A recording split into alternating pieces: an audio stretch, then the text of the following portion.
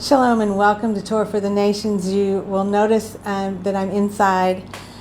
I tried to do a recording in the sukkah, and there's so much excitement outside. It's so noisy. I just can't hear myself.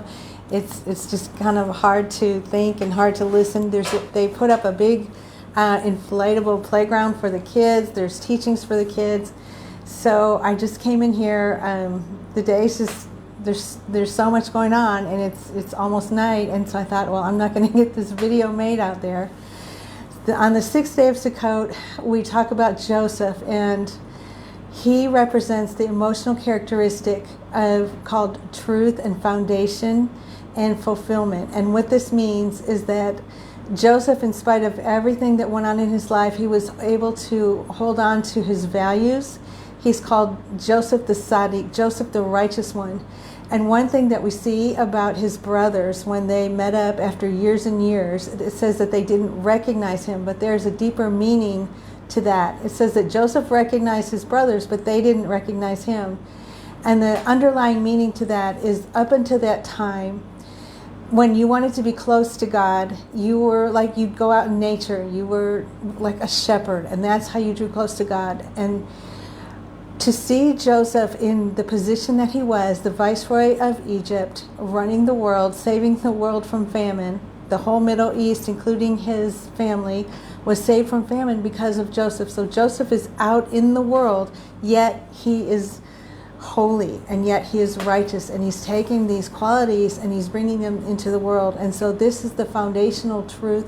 This is the fulfillment of the goal that we have to make this world a home for God, that we would take our spiritual qualities in our physical bodies, in our businesses, just all around us in the world, that we would be practicing doing on earth as it is in heaven, bringing heaven down to earth, making the world a home for God. And so Joseph is able to maintain his integrity, even though Potiphar's wife is wanting to be with him. She's relentless in the way that she pursues him, and he knows that you're not supposed to be with another man's wife. And so the word that they use, the strength that it took for Joseph to overcome her, is the same word that is used for the unnaturalness of parting the Red Sea, is how unnatural it was for Joseph, a good-looking young man away from home, to be able to put off her advances. So he succeeded in that. He still ends up getting thrown into prison, falsely accused of rape. And we find out that Joseph, even though he's in prison, he's happy. He inquires about some other men that were thrown into prison. He says 4 words to them, and these 4 words just get the ball rolling, that actually change his life and change the whole story. He says, "Why the long faces?" So these men had been thrown into prison. Each of them had a dream. Each of them was very disturbed. And so here's Joseph. He could have thought, well, I've got enough problems of my own. What do I care about their long faces? But he wasn't like that. He would be the one that would be always the first one to say hello. And he would be the one that didn't just say hello, but he truly wanted to know. Like if he said, "How are you? Why the long faces?" He really wanted to know. And so they opened up to him and they told him about their dreams. He, with the help of God, was able to interpret their dreams. And this led to, when they saw that everything he said came true, a couple years later, when Pharaoh was having dreams and needed an interpreter, they were like, "Oh, there's this Hebrew slave in prison." And so Pharaoh sent for Joseph, and so he went from the dungeon to the palace in one day.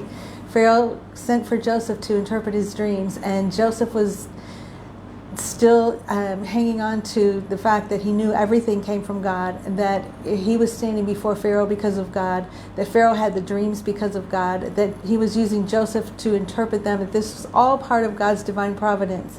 And so Joseph always referred Pharaoh to his heavenly Father.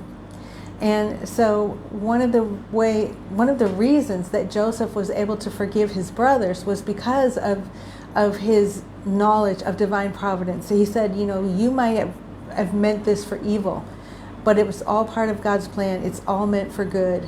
And so he forgave his brothers, and Joseph is like the poster child for making lemonade out of lemons, or if the egg is cracked, then make an omelet. He was able to just realize that the truth, this yesod is the Hebrew word for what Joseph stands for.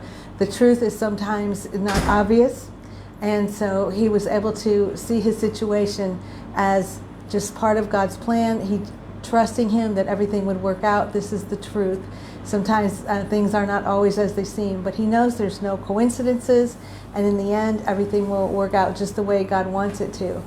And the universal law that goes with Yesod and goes with Joseph and this foundational truth and divine providence is the law that says, do not eat the limb of a live animal. And when you look at that, what we're really talking about is impulsivity, or acting like animals, because if you watch the animal shows, it's always the animals that eat other animals while they're still alive. It's just really pretty gross. And that the way of a righteous person is always very intentional, very thought out. He uses a lot of wisdom. This is who Joseph was.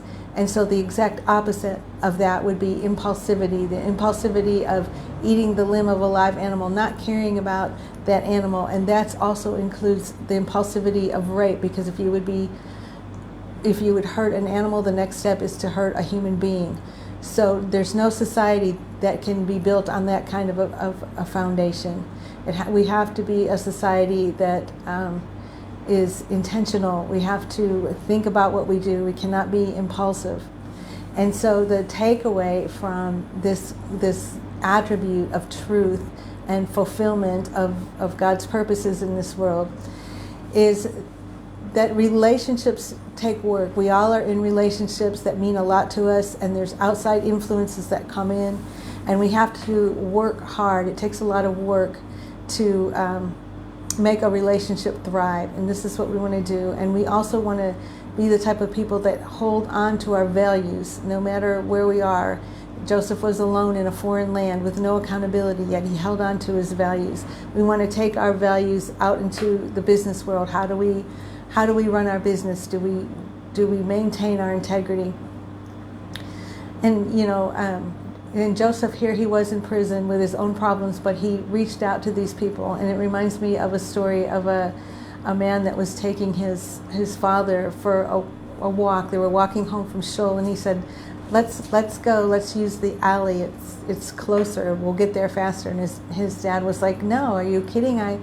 I want to be out on the street. I want to greet people. And so he was always the first one to say shalom, Shabbat shalom, and he was always greeting people.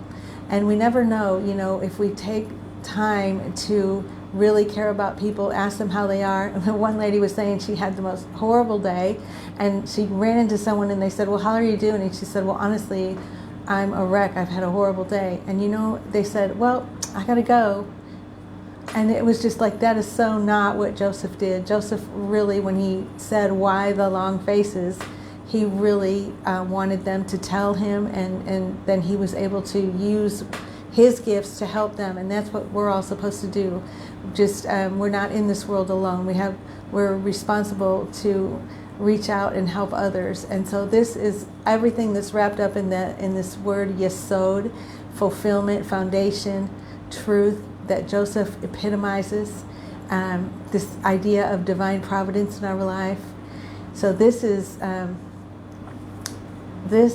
day 6 of Sukkot. I hope you're enjoying this as much as I am. I'm sorry I'm not in the sukkah. It's just impossible today with all the noise out there. But it's good to be with you. And then we have one last night, the 7th night with King David. All right.